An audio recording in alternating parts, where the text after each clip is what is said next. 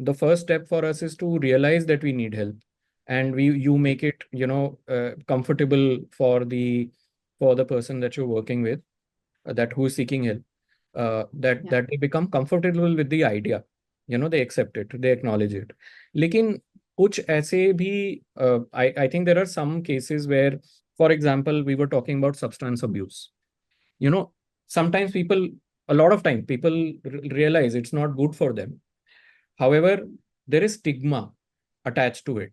So if someone is struggling with substance abuse, and is Mhm. unsure about seeking help, what advice would you give them?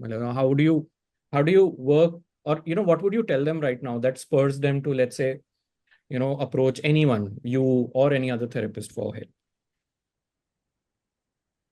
Okay, so it's a very delicate matter. Yeah. It's like,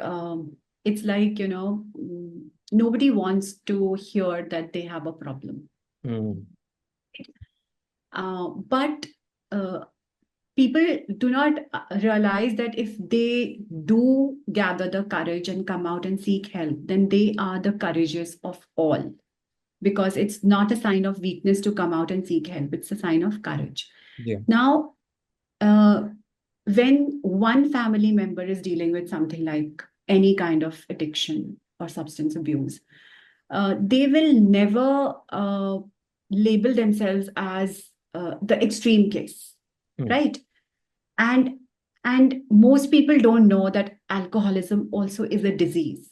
You Hmm. know, an Hmm. alcoholic is not finding pleasure in just going on drinking, Hmm. knowing very well what it is doing to her or his body or mind, or how the repercussions are for the family. It is something which is not in their control.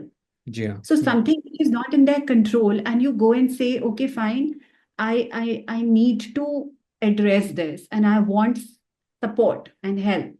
Then the first thing that comes is educating the family, Hmm. because the family still thinks that, what is it? Why can't he stop at one drink or two drinks? Yeah. Why is he going on drinking? So Correct. the mindset for all these substances, the education around this is the first thing that needs to be imparted. And who can do it better than the expert?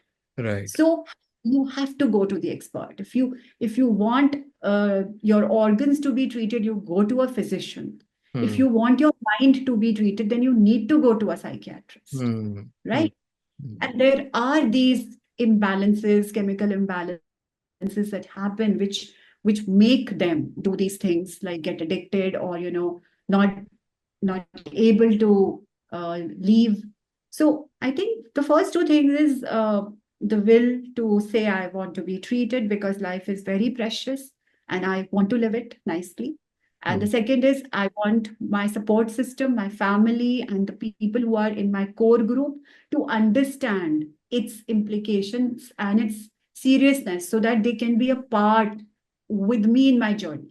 Right. Otherwise, people can pull you back in and they will Right. not understand. They can, coax you into having another drink, for instance. Right. Right.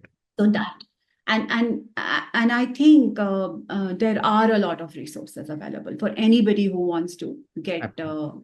out of such a thing. Absolutely. Absolutely.